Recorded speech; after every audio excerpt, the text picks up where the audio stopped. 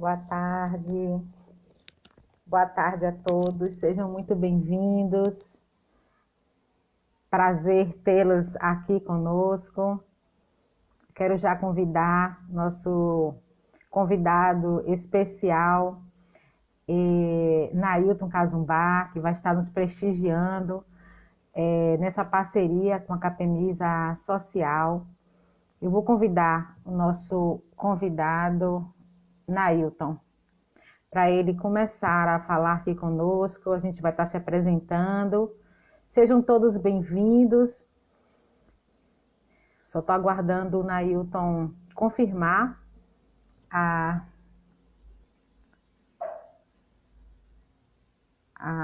aqui, Nailton.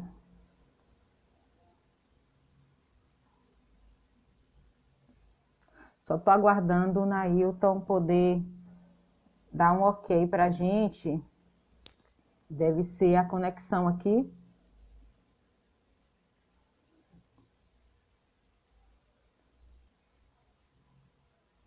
Eu não estou conseguindo, Nailton. Está me dando que você está indisponível. Agora.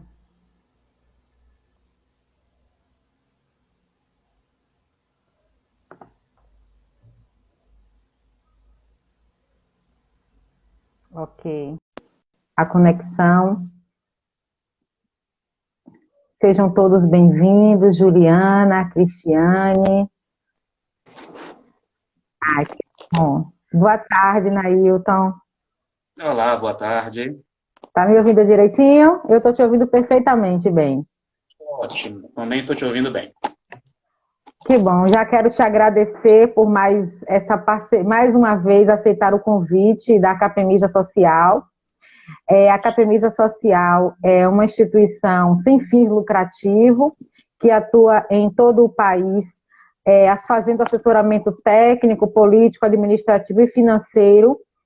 Há 42 instituições atualmente. A sede ela fica no Rio de Janeiro.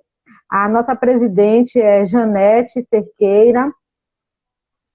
E hoje eu estou aqui representando a filial aqui que fica em Salvador, Bahia, aqui no subúrbio ferroviário de Salvador. Então, quero já agradecer a participação de Nailton. Vou deixar para que ele se apresente, né?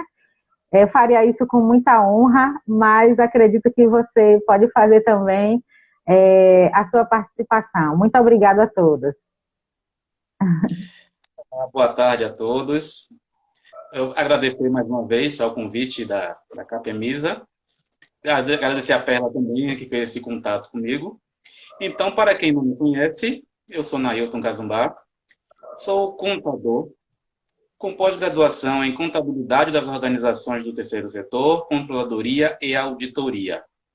Já atuo na área há 24 anos, né, com organizações sem fins lucrativos, associações e fundações, e muito voltado além da área de contabilidade, mas também tudo que envolve a questão tributária, financeira, recursos humanos, captação de recursos, gestão de projetos. Então, eu consegui passear bastante por essa área e também passei um período do outro lado do balcão. Eu atuei por 4 anos na Secretaria de Cultura aqui do Estado da Bahia, analisando prestações de contas e também assessorando a Universidade Federal da Bahia também em análise de prestações de contas, né? Então, tivemos uma passagem por essas áreas públicas, a nível estadual e federal, vendo o outro lado também, que existe muita exigência, muita burocracia, e isso só fez enriquecer e juntar mais conteúdo, mais informações, para, de uns anos para cá, nós colocarmos isso em aulas, em palestras, em arquivos, artigos, e-books. Então, assim, tudo que nós juntamos de informação sobre o terceiro setor, temos a intenção de compartilhar com os interessados da melhor forma possível. Que bom, que bom. Algumas instituições entraram em contato comigo e aí eu falei, aproveita para fazer as perguntas, né? Tem muitas dúvidas e o tema de hoje ele traz muitos temas importantes que são os SEBAs, né? Algumas alterações que foram feitas, as isenções, acho que a gente pode hoje aproveitar bastante. Eu queria já passar a palavra para a Nailton de forma efetiva, e vocês que estão sendo os nossos convidados possam sim interagir, perguntar e aproveitar esse momento que tem sido de grande importância para as instituições. Nós que estamos passando por diversas dificuldades e diversas dúvidas e diversos conflitos que já sempre existiam, né? O terceiro setor sempre foi atingido, mas com esse contexto de pandemia, foi intensificado os problemas já existentes, surgiram novas dificuldades. Muitas instituições que estão aqui são de outros estados, algumas parceiras da Capemisa, e outras são convidadas, já que convive, né, tem um convívio já com o Nailton, já conhece Nailton, e outras do nosso convívio aqui também, da Capemisa Social. Então é contigo. Joia. Então nós escolhemos hoje o tema para ser tratado, que seria gestão tributária. Vamos falar aqui sobre aspectos da imunidade, da isenção, e não temos como não falar do SEBAS, que é a certificação que dá alguma garantia, alguma vantagem tributária para as organizações.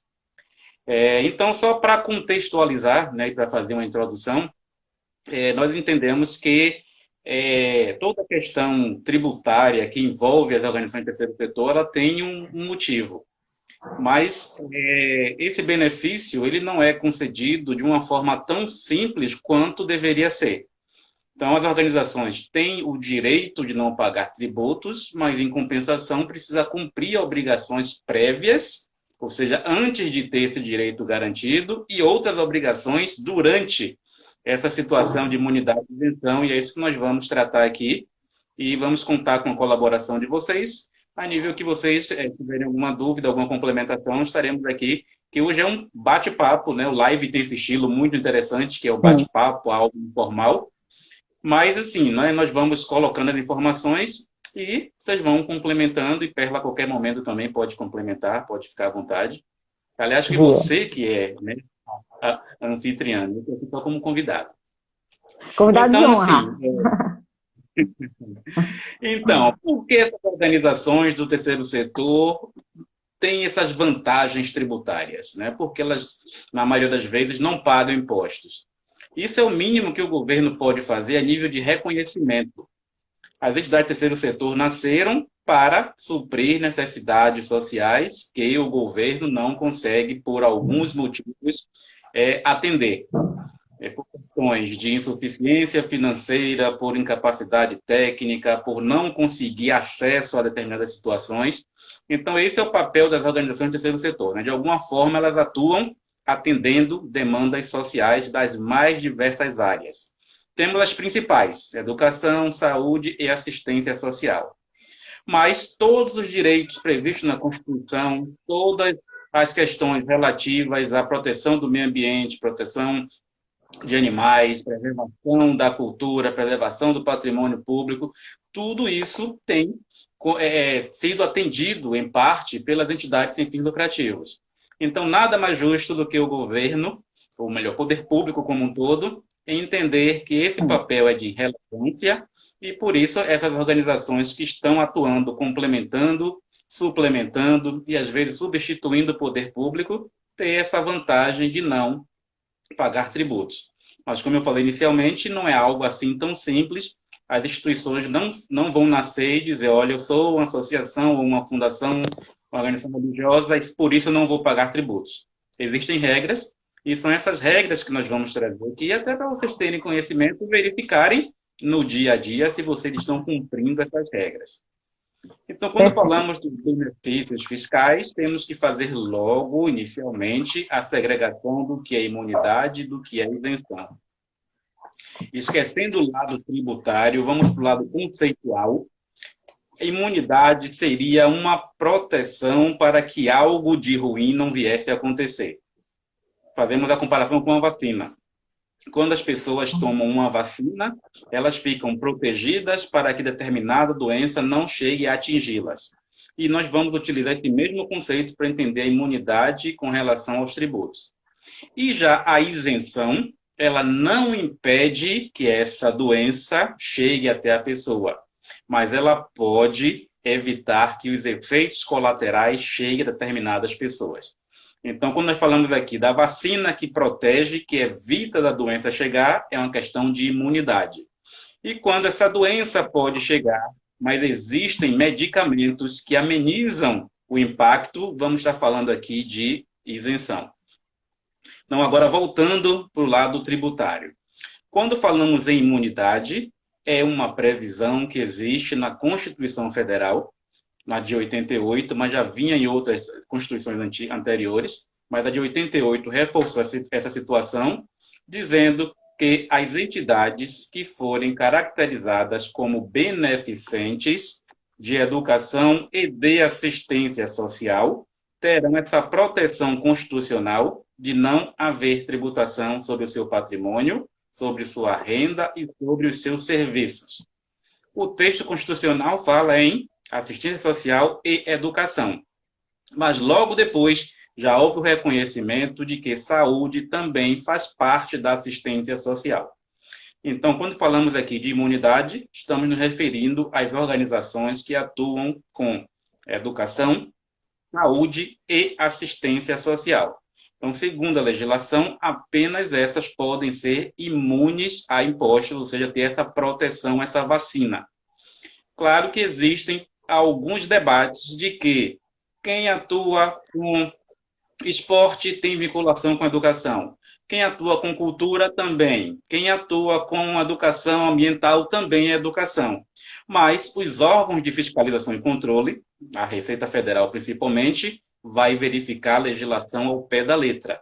Então, há sim discussão dessa ampliação de possibilidades, mas quando vamos para os órgãos de fiscalização, eles são bem taxativos: educação, saúde e assistência social. A ciência social, quem atua de acordo com a Lei Orgânica da Ciência Social, a LOAS. Saúde, quem atua com as determinações do SUS, com atendimentos médicos ambulatoriais. E educação é quem atua diretamente com a parte de ensino, mesmo nós sabendo que educação é ensino, pesquisa e extensão.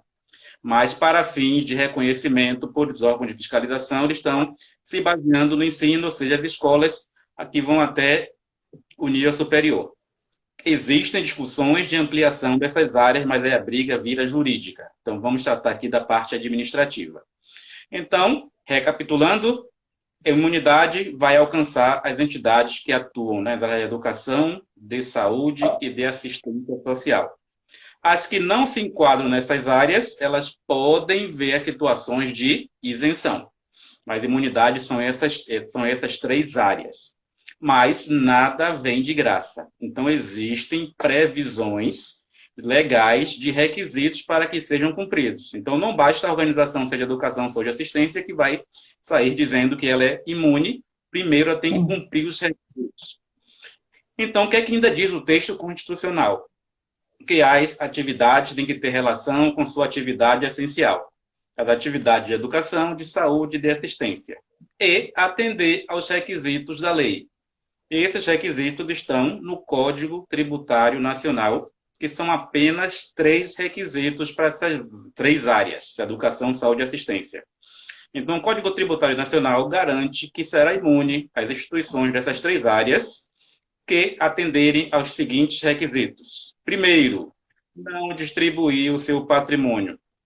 O que é que significa isso? Que se ela tiver mais receita que despesas, esse superávit financeiro precisa ser reaplicado na própria organização, né? Não pode dividir para os associados, para os fundadores, para os colaboradores, porque isso vai configurar distribuição de lucros e a entidade é sem fins lucrativos. Eu entendo que todas as organizações que estão aqui, elas fazem isso, não tem essa finalidade de distribuir o seu patrimônio. Então, o primeiro requisito é atendido tranquilamente. O segundo requisito, que tem no Código Tributário Nacional, é que todas as receitas e o patrimônio sejam aplicados nos fins sociais e dentro do país. porque considera-se que não seria justo o governo brasileiro abrir mão de receber esses impostos e a organização não aplicá-los aqui no país, mandar para outro país. Então, também, os próprios estatutos já prevêem que a aplicação dos recursos será no país, não haverá destinação de patrimônio. Então, os itens 1 e 2 estão tranquilos. O terceiro é que, às vezes, dá um pouco de dor de cabeça, que é o que diz que essa entidade precisa ter os seus livros contábeis revestidos de todas as formalidades que existem no país para que comprove as suas receitas e as suas despesas voltadas para os seus fins sociais. Traduzindo isso, quer dizer que a contabilidade dessas organizações precisam estar sendo feitas de acordo com as normas brasileiras de contabilidade e que comprove que a organização recebe recursos para aplicar em educação, em saúde ou assistência e que, de fato, ela aplica em educação, saúde ou assistência, que tem entidades que até atuam nas 3 áreas. Então, a contabilidade tem que comprovar isso também. Então, não basta o estatuto dizer que ela atua nessas áreas, porque não é suficiente. Então, ela precisa ter essa comprovação para fins de garantir a sua imunidade. Então, com uma boa contabilidade, aplicando os recursos no país, não distribuindo patrimônio, sendo de educação, saúde e assistência, aplicando os recursos nas suas finalidades essenciais, ela vai garantir a sua imunidade, que está lá na Constituição Federal. Então, não é difícil, mas, às vezes, a contabilidade não consegue comprovar que está atendendo às normas de contabilidade. Fazendo atendendo essas regras, tranquilamente, ela vai gozar da imunidade, e a imunidade é referente ao seu patrimônio, aos seus serviços e à sua renda. Então, com relação ao patrimônio, ela não deve pagar IPVA, que é sobre veículos, não deve pagar IPTU, que é sobre imóveis, não deve pagar ITR, que é sobre imóveis rurais. Sobre a renda, não paga imposto de renda. Sobre serviços, não deveria pagar o ISS. E também não deve pagar o imposto sobre doações. A gente fala não deve pagar, porque o que é da receita do governo federal é reconhecimento automático. O imposto de renda não se paga, ITR não se paga. Quando vamos descendo os degraus e vamos para os tributos estaduais, quando a Constituição fala que não vai pagar imposto sobre o patrimônio, o veículo é um tributo que é de incidência do Estado. Então, o Estado vai pedir alguns requisitos para confirmar esse fato. Então, é por isso que, por vezes, a entidade tem que ir lá na Cefaz, na Secretaria da Fazenda do Estado, para fazer o requerimento para comprovar sua situação de imunidade. Isso acontece também com o IPTU a nível municipal e com o ISS a nível municipal. Então, Prefeitura e Estado não dão imunidade, eles reconhecem a imunidade. Mas, para alguns estados e municípios, é necessário que haja uma comprovação. Então, é por isso que eles podem pedir essa documentação. Então, as entidades que atuam nessas 3 áreas vão ter todos esses direitos, inclusive sobre o imposto de doação, que é o que está mais sendo debatido atualmente, porque tem muita instituição recebendo doações, questão da pandemia, e alguns bancos só liberam o recurso quando a entidade comprova que pagou esse imposto.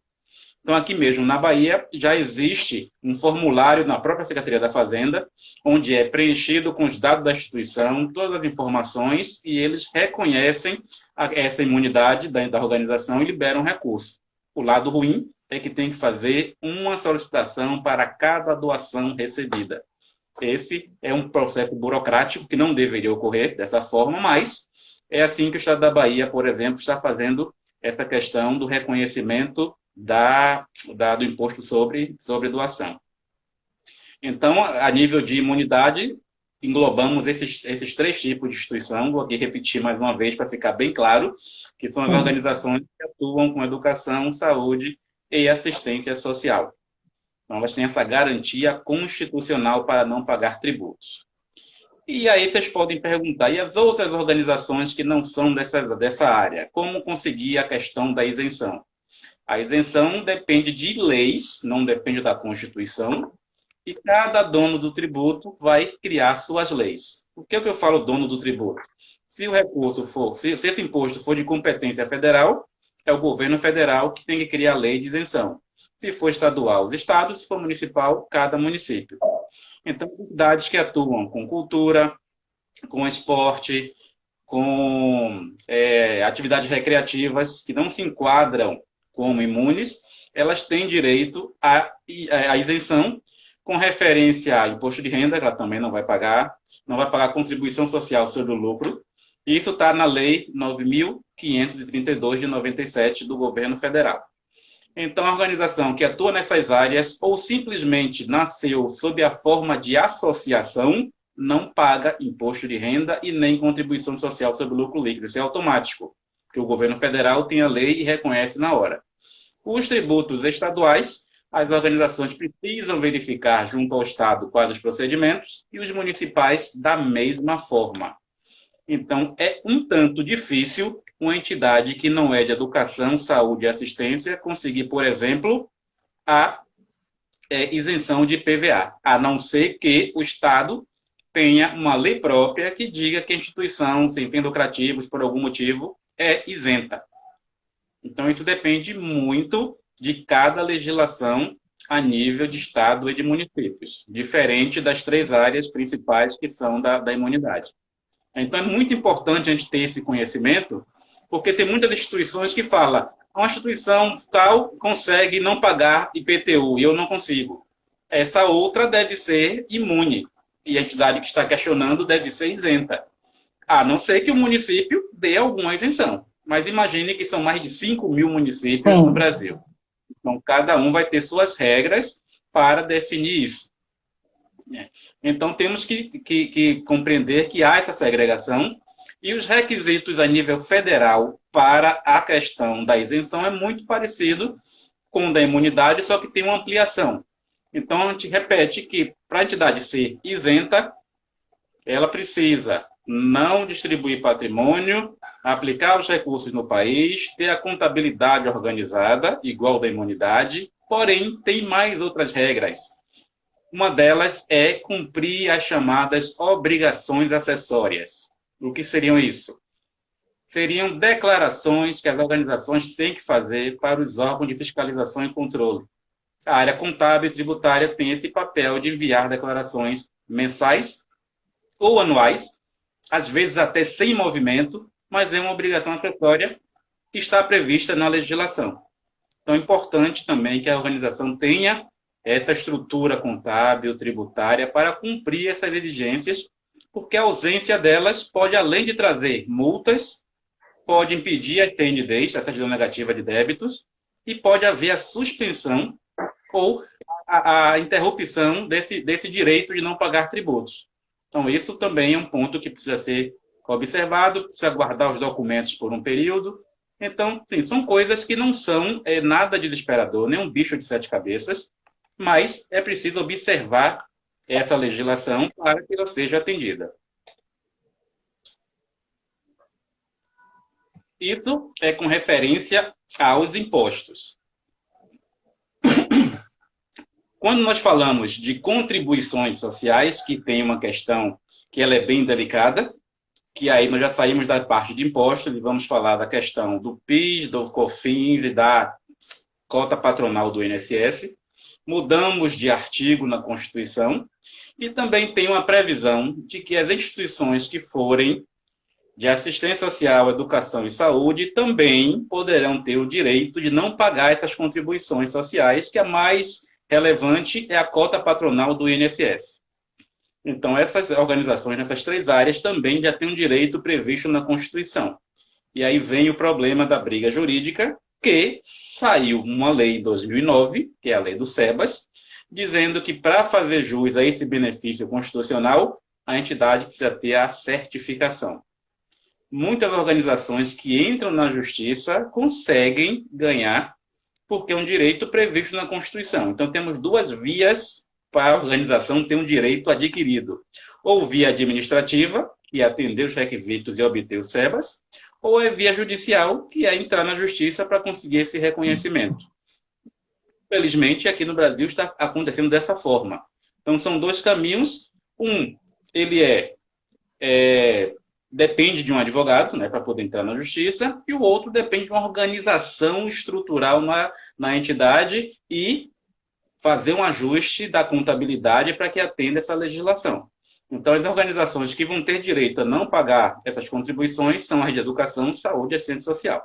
SEBAS ou decisão judicial está saindo basicamente para organizações nessas três áreas.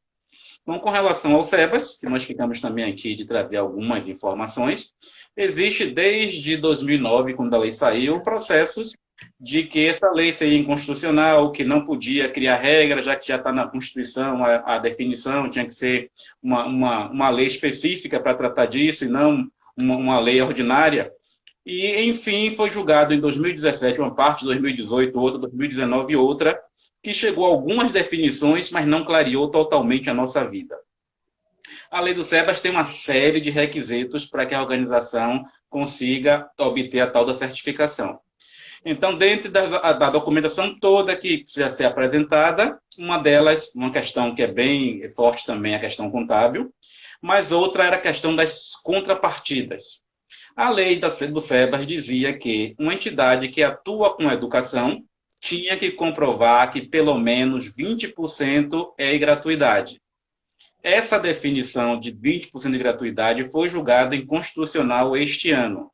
Então, para todo efeito, não se pode mais cobrar, exigir que uma entidade de educação tenha 20% pelo menos de gratuidade.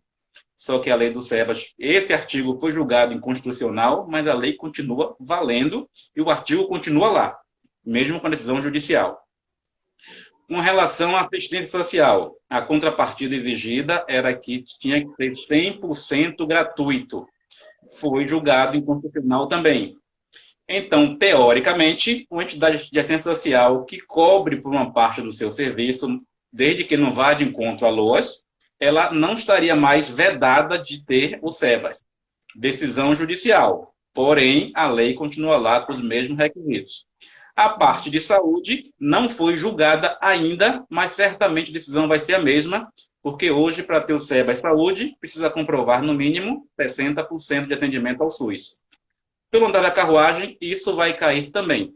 Então, essas são as novidades que foram trazidas com referente à lei do SEBAS, mas o Supremo Tribunal Federal falou que realmente a lei do SEBAS não pode criar esses requisitos, mas para um juiz determinar que a entidade faz jus a esses benefícios fiscais, que a certificação é recomendável. Então, o SEBAS não caiu, o SEBAS não foi extinto. O que está extinto, por enquanto, são as exigências de contrapartida para a educação e para a assistência social. Porém, ao entrar com o processo, certamente o técnico do Ministério da Educação ou do Ministério da Cidadania, que está com a pasta de assistência social, ele vai seguir a lei do SEBAS e vai indeferir o processo e vai gerar uma briga, porque vai ter que entrar na justiça para comprovar que já há uma decisão do Supremo Tribunal Federal de que não é mais preciso. Então, assim, eu estou trazendo o contexto do ideal, do que é o real. Sim. Então, o SEBAS não caiu, o SEBAS continua existindo e é uma das formas de garantir o reconhecimento da isenção ou da imunidade das contribuições sociais. O outro caminho é o via judicial, que se a entidade também atender os requisitos, ela certamente comprova tudo e o processo sai. Demora alguns anos, mas sai. Então, temos ainda que enfrentar essas barreiras, que no terceiro setor nada é fácil. Estou aqui falando de um direito adquirido, previsto na Constituição, mas a entidade precisa estar ou entrando com um processo administrativo para comprovar que ela merece o SEBAS, ou com um processo judicial para comprovar que ela tem todo o direito de não pagar esses tributos. Para quem tem folha de pagamento alta, vale a pena a briga, porque com esse reconhecimento, ela não vai pagar a cota patronal do INSS e mais toda a parte que envolve a parte patronal da folha. Né? Não é só os 20% do INSS. Tem uma parte que vai para terceiros, tem uma parte que vai para o seguro de acidente de trabalho, tudo isso fica isento, inclusive do PIS sobre a folha. Então, isso pode dar uma economia de 27% sobre o valor que se paga na folha. Ele tem folha de pagamento alta, como as escolas, os hospitais, a entidade social que tem muito empregado, vale a pena sim, mas até pouco tempo apenas 6% das entidades tinham SEBAS. Então, não é algo assim que seria tão fácil de obter, e a grande A grande maioria dos indeferimentos decorre de problemas estatutários ou contábeis. Então, precisa fazer uma análise do estatuto, verificar se tudo está ok, fazer os registros que são obrigatórios na legislação, se cadastrar nos conselhos, ter um relatório de atividades e demonstrar tudo isso na sua contabilidade. Com toda essa organização, ou via administrativa, SEBAS, ou via judicial, vai ter deferimento, porque os ministérios demoram, trava um pouquinho o processo, mas se cumpriu todos as exigências, não tem por que haver um indeferimento do processo. Então, é muito mais das entidades se organizarem, se estruturarem, fazerem verificações internas, se for necessário alterar o estatuto, revisar na revisão, tem que ser feito. O lado ruim disso é que, para fazer a alteração do estatuto, precisa depois fazer um registro no cartório, que tem custo. Se a contabilidade não estiver correta, precisa ver isso com um contador ou com outro contador, isso também gera custo. Se for pelo caminho judicial, precisa contratar um advogado, que também gera custo. Então, são situações que não são fáceis para todas as organizações, porque o dia a dia delas é muito complicado, que é captar recursos para aplicar nos fins sociais, mas precisa verificar e analisar o que é um investimento e o que é despesa. Se for para organizar a vida da organização, para ela ter um deferimento de um processo e conseguir economizar esse valor sobre a folha, é um investimento, não é uma despesa. Aí, claro, cada uma precisa fazer essas análises, estudar, verificar como é que deve ser feito. O que fica claro aqui é que as entidades têm, sim, direitos a não pagar tributos, mas precisam também estar a par de que existem esses requisitos, essas exigências, e para isso elas precisam realmente estar organizadas para fazer jus a todos esses benefícios fiscais. Como eu falei no início, nada vem de graça. Nailton, eu tenho duas observações aqui. Uma é de Ângela. Primeiro ela coloca, ela pergunta se a competência é federal, Receita Federal, e ela faz uma observação logo após, dizendo assim: o governo, acredito que federal, não faz a lição, mas faz uma série de exigências. Que estratégias as instituições devem adotar? Tá. Com relação à primeira pergunta, eu não entendi a questão da competência a que ela se referiu. Sim. Seria bom, Angela, você também acrescentar isso aí, porque eu também fiquei na dúvida, foi quando você estava falando sobre as esferas federal, municipal e estadual, mas acho que a Angela pode nos ajudar com isso. Se ela complementando, fica mais fácil. O que eu posso inicialmente dizer aqui é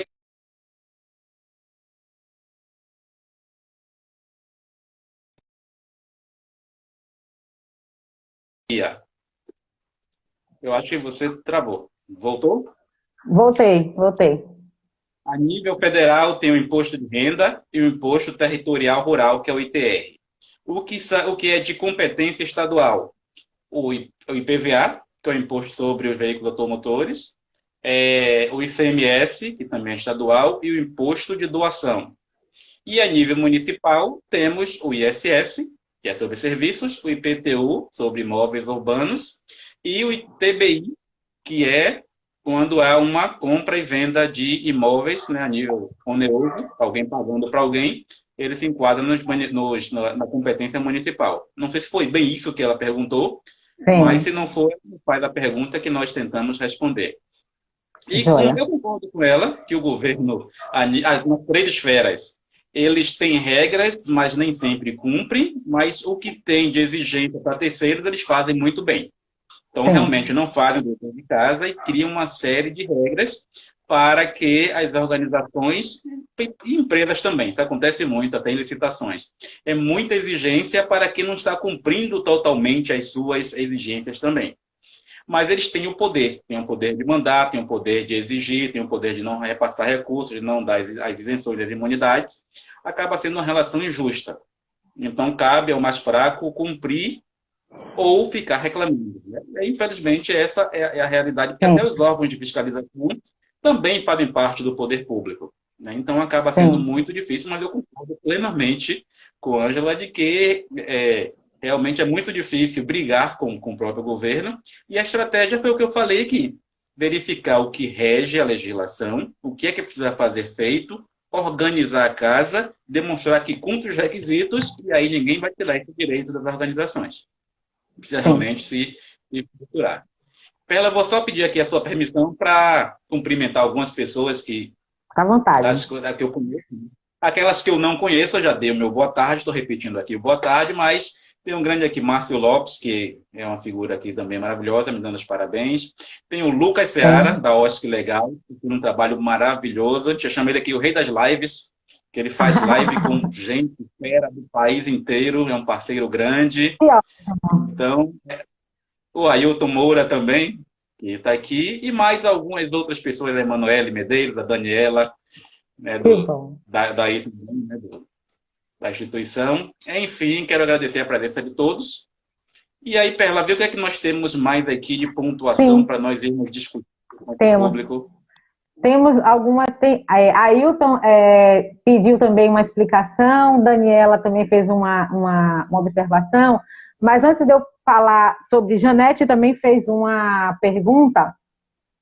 Mas, Nailton, eu percebo que o terceiro setor tem uma dificuldade muito grande em relação a um assessoramento mesmo, né, de profissionais, para que possa estar orientando, porque a grande dificuldade se depara em parte de documentos também, e você sabe disso.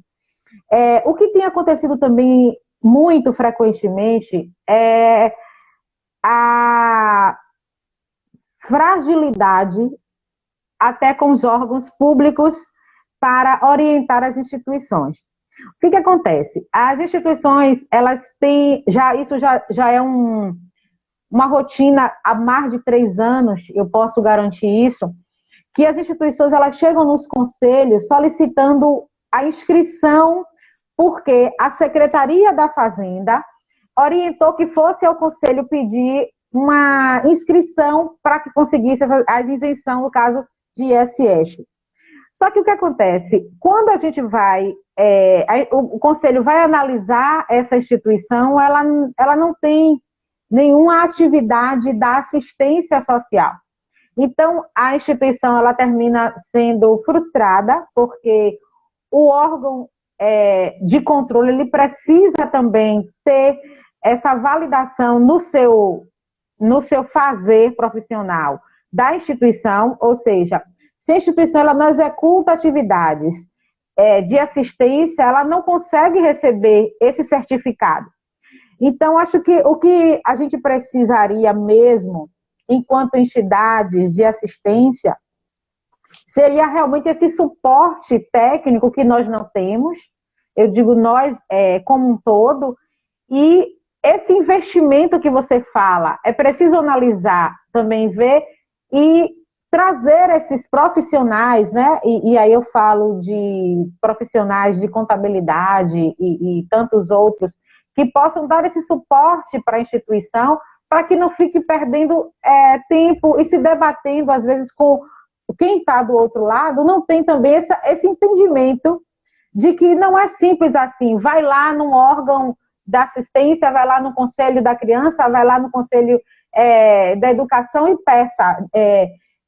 Ailton está aí e pode confirmar. Às vezes as pessoas chegam muito abafadas, querendo porque acham que é fácil assim, mas não é tão fácil porque existem todas as legislações que diz como que a gente pode ser certificado, né? É só uma observação que eu gostaria de fazer e eu vou passar a pergunta de Janete, por causa do tempo, que acho que as instituições são realmente prioridades e não eu aqui nesse caso.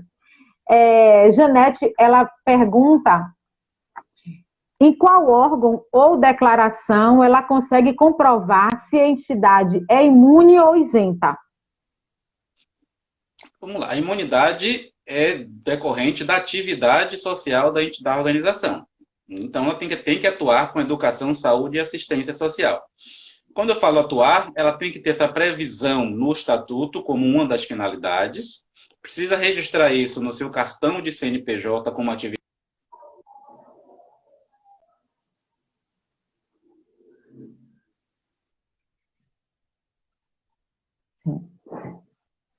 Citou aqui muito bem. Coube muito bem até na resposta que nós vamos dar. A Mecânica de Assistência Social prevê que uma entidade de assistência, para atuar, precisa estar cadastrada no Conselho Municipal de Assistência Social. Esse é um requisito que precisa ser atendido. E é isso que os órgãos também cobram. Prefeitura e Estado cobram esse cadastro, porque seria muito fácil uma entidade colocar no seu estatuto que é de assistência, conseguir a imunidade e não atuar com assistência. Então, se existe uma lei que rege a assistência social no Brasil, que exige que haja o cadastro no Conselho, isso tem que ser feito. Claro que o primeiro cadastro é mais difícil, porque exige-se que ela tenha atividade prévia. Então, esse é o problema. Como é que você vai cadastrar uma entidade a primeira vez se ela não tem ainda na experiência? Então, isso é uma questão burocrática, mas que a regra tem que ser atendida sim. Da mesma forma com a educação e com saúde. Então, existem leis complementares que exigem cadastro para o próprio funcionamento da organização. Então, para atuar em assistência, ela tem que estar no CMAS, né, aqui de Salvador, se for de saúde, no Conselho Municipal de Saúde no SUS, se for na educação, no Conselho Municipal de Educação e no MEC. Então, são regras que precisam ser atendidas também, e eu entendo o lado do poder público, que lá na pública é tudo muito burocrático, tem atendimento a regras, e aí de gestor público que der uma declaração de imunidade para uma entidade que não tem o seu registro no próprio órgão que faz todo o acompanhamento da área. Né? Então, temos que enxergar também os dois lados. Então, assim, não vai ter um órgão que defina se a entidade é imune ou isenta. É ela que vai criar os requisitos ou não. Se ela for de educação, saúde e assistência, é imune. Se for de outras áreas, isenta. Enquanto isso, eu vou até aproveitar aqui também para dar um alô aqui para a querida Erundina, que é uma contadora de Alagoinhas aqui Bahia, faz um trabalho muito interessante no terceiro setor, e a Isiane Castro, que também tem um instituto muito legal lá em São Luís do Maranhão, que dá aulas de basquete para meninos e realmente é uma entidade também que tem um alto reconhecimento lá. Então, todos sejam muito bem-vindos aqui à nossa live. Obrigada também a todos por estar aqui também nos prestigiando. A Capemisa Social agradece a participação de todos vocês. Ailton, ele faz uma pergunta para Cazumbá. Cazumbá, você poderia explicar um pouco sobre a validade da certificação, de quanto tempo em tempo que requer a renovação do SEBAS, né? SEBAS, certo. O SEBAS ele pode ter validade de 3 anos ou de 5 anos. As entidades que tiverem o seu patrimônio, sua receita acima de R$ 1 milhão, vai ter a certificação válida por 3 anos, então cada 3 anos vai ser renovada. E aquelas que têm a sua receita menor que R$ 1 milhão ano, ela vai ter a certificação por até 5 anos. Então tem esses dois critérios que dependem da receita da entidade no ano que ela pediu a renovação ou que ela pediu a certificação. Então, por exemplo, uma entidade que no ano que ela pediu a certificação, a receita dela deu R$ 800 mil, ela vai ter o SEBAS por 5 anos. E o prazo para renovação é dentro dos 360 dias finais da vigência dessa certificação. Tomar cuidado para não perder o prazo. Então, a entidade que tem um SEBAS que vale até o dia 30 de outubro, ela tem a partir do dia 6 de novembro do ano anterior para fazer todo o processo. Então, é sempre 360 dias antes do vencimento, já pode dar entrada e organizar toda a documentação. Estando tudo em dia, os ministérios vão conceder a renovação. Pode haver diligência, pode haver questionamento, que faz parte em alguns casos, mas é um processo administrativo. Cumpriu as regras, não tem por que o Ministério indeferir. Ok.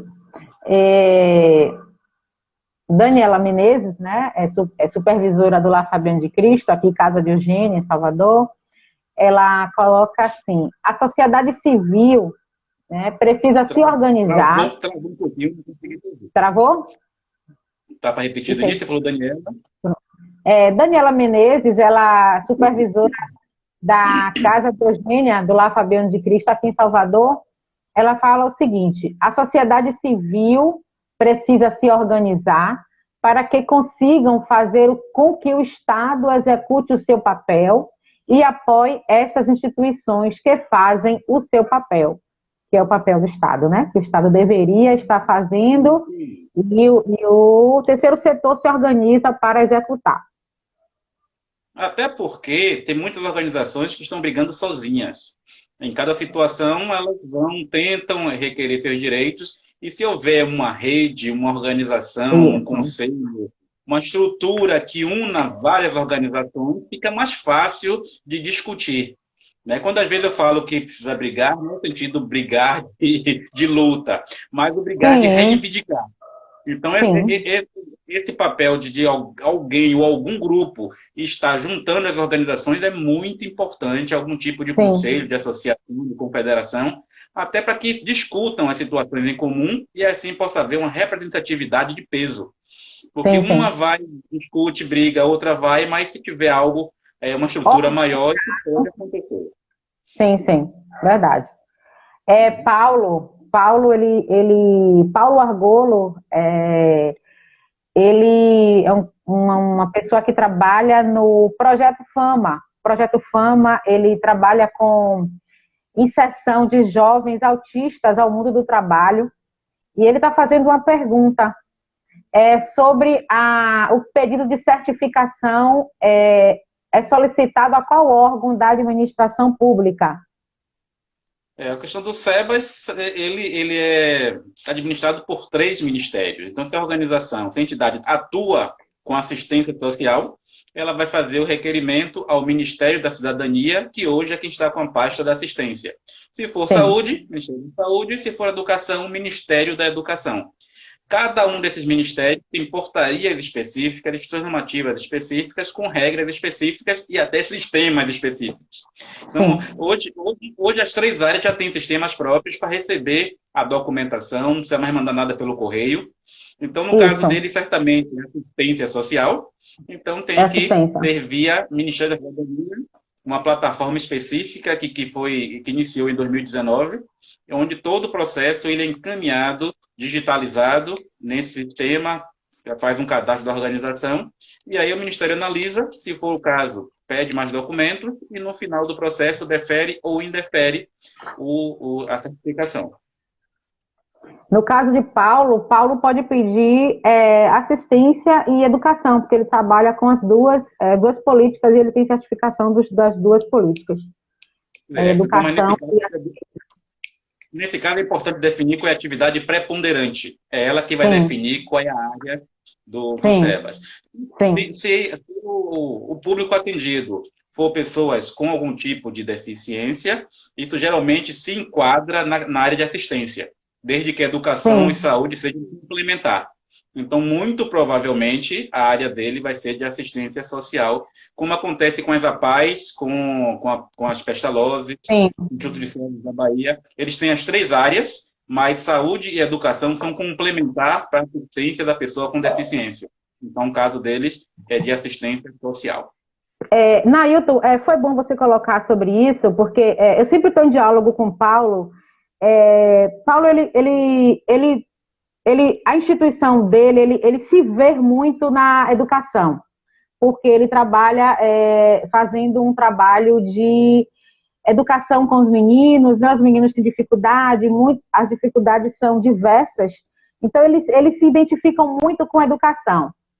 Só que eu tenho colocado para ele sobre a questão dele se inclinar para assistência, já que eles trabalham com pessoas com autismo, e a inserção ao mundo do trabalho também é ligado à assistência social.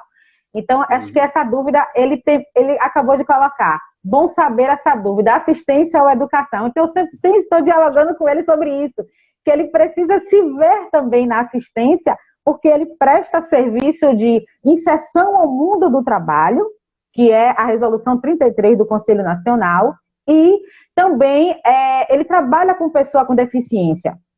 Mas você pode me ajudar, por favor? Não, mas é isso mesmo. A pergunta que tem que ser feita é: a educação é a atividade principal dessa organização ou é uma atividade complementar visando dar uma melhor condição para essas pessoas que têm algum tipo de deficiência? Então, Sim, se a educação é um complemento, essa entidade é de assistência e que usa a educação como complemento.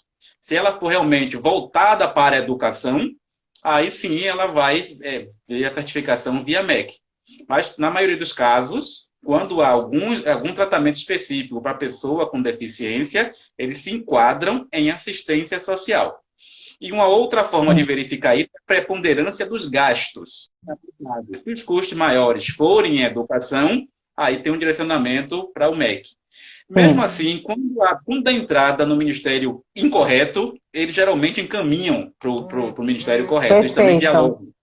Mas, assim, eu não estou vendo a parte contábil para ter uma definição melhor, mas pelo que estou vendo aqui, superficialmente, o enquadramento é como assim, a educação seria um complemento para suprir a questão do autismo dessas pessoas. Sim. Então, Paulo, fica aí. A gente... Para a professora Silvia Batista e para Nanda Travassos, que está lá em Portugal nos prestigiando aqui, viu, Perla? Temos acesso até do país. Que bom, muito obrigada a vocês pela participação. Aí, Paulo colocou perfeita a colocação. Paulo colocou perfeito. Obrigado, Perla e Nailton. A gente pode depois, né, continuar conversando com você, Paulo, sobre isso especificamente, e a gente tem que chegar a um acordo, porque tem dessas, né?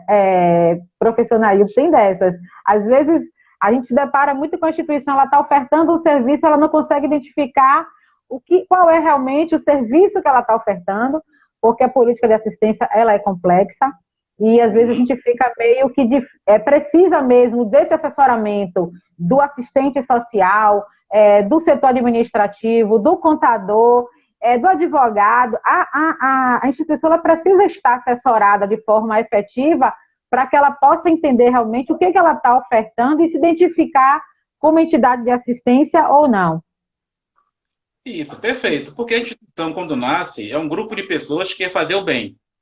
Mas precisa ter em mente que, a partir do momento que ela se institucionaliza, ela passa a ter direitos e também obrigações. Então, ela precisa ter uma estrutura mínima para funcionar. Ou um imóvel alugado próprio. Ela vai precisar de recursos para pagar água, energia, telefone, uma equipe que vai trabalhar, porque nem sempre pode contar somente com voluntários. Já vimos que a gestão contábil tributária é específica. Se atua em áreas específicas, precisa ter um assistente social, precisa ter professores, precisa ter médicos. Depende muito da atividade. Então, isso tem que estar sendo colocado num plano de negócios antes da abertura da instituição. Porque muitas instituições já passam de 2 anos de vida, porque a expectativa é muito diferente do que a realidade nos traz. E eu não estou nem falando em época de pandemia, falando das situações normais. Às vezes a organização se estrutura e a pergunta que eu faço é: de onde vem a receita de vocês? Vem de doações, vem de venda de mercadoria e de algum serviço que vocês vão cobrar, de parcerias com o poder público. Aí alguém fala: não, mas eu conheço um vereador. Pô, conhecer um vereador não vai garantir nenhum repasse de recursos, até porque vai fazer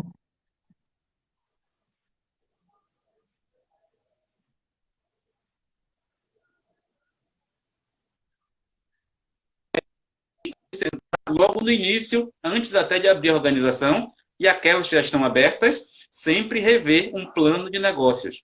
O que é que eu vou fazer no próximo ano? Qual é a minha estrutura? O que é que eu vou precisar? Para daí correr atrás desses recursos, né? Podem ser físicos, humanos, financeiros.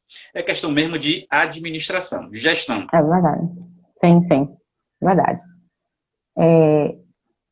Travou aí para você? Já destravou. Pronto.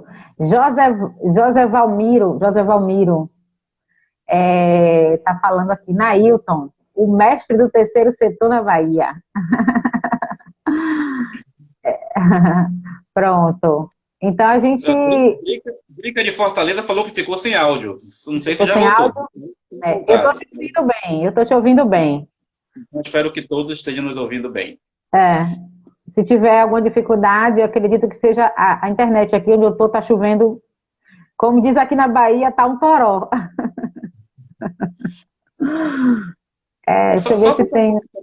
Só para dar uma alô aqui para a gente, se está ouvindo ou não, se ficou sem áudio mesmo. Vocês estão ouvindo a gente?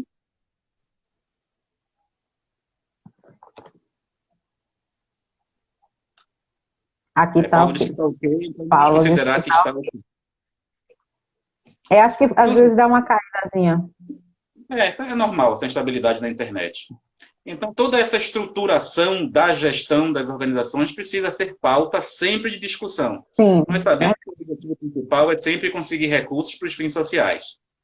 Mas, às vezes, dentro da gestão é preciso fazer certos investimentos. Capacitação quando for necessário. sim. Existem possibilidades de capacitação gratuitas. Né? Eu sempre cito a Escola Aberta do Terceiro Setor, que lá nós temos videoaulas todas gratuitas sobre diversos temas. Temos o site Nossa Causa, que é onde eu tenho uma coluna que eu escrevo muitos artigos, estão todos lá disponíveis gratuitamente. Os meus artigos também estão indo para a Escola Aberta do Terceiro Setor, estão indo para a BCR.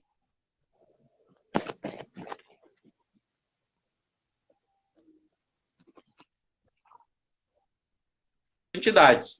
Porém, também temos outras fontes de capacitação que aí exigem o investimento. Então, aí depende da situação financeira de cada uma, mas a capacitação deve ser feita sempre, porque a legislação Sim. muda o tempo todo, e se não tivermos atentos, podemos até falhar por falta de conhecimento, e isso dá algum prejuízo financeiro para as organizações.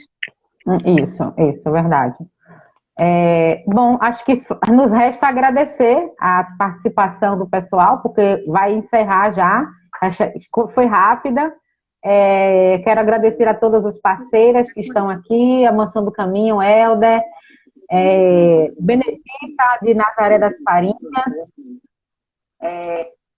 Cleise, ela faz uma observação que foi proveitosa a conversa, ama trabalhar com o terceiro setor, mas a gente está chegando ao final. Então, Nailton, você finaliza, eu quero agradecer a sua participação, porque eu preciso colocar isso no IGTV, senão eu não consigo encerrar. João, Muito eu quero obrigada. agradecer mais uma vez o convite, sempre é um prazer grande bater esse papo com vocês, levar nossas informações a quem precisa. A Capemisa também, parabéns por esse brilhante trabalho que vem feito, vem fazendo de capacitar e de trazer informações para as entidades parceiras. E estamos aqui à disposição. Quem quiser entrar em contato comigo, pode me adicionar nas redes sociais. Nailton Casambá é fácil de encontrar. Sim, Aproveitar para informar que nós montamos um curso de gestão do terceiro setor, que em junho foi sucesso, a turma encheu, e vamos fazer uma nova turma em agosto. Então, quem precisar de maiores informações é só entrar em contato conosco, que nós passaremos mais dados, e que vocês continuem acompanhando várias lives muito interessantes que tem sobre o terceiro setor para ampliar o conhecimento. Eu acho que só sim. assim vamos conseguir fortalecer e empoderar as organizações. Então, eu só tenho que agradecer pelo convite mais uma vez. Muito obrigado. E a participação de todos também. Obrigada a todos, obrigada, Nailton, obrigada, Capemisa, obrigada, presidente, por nos dar essa oportunidade, às instituições. Até a próxima. E aproveitem, porque Nailton Casubá estava com vários materiais aí de excelência e não era tão fácil. Agora está bem mais fácil estar próximo desse profissional tão brilhante aqui para todos nós. Tchau, gente. Até a próxima. Obrigada. Tchau, tchau.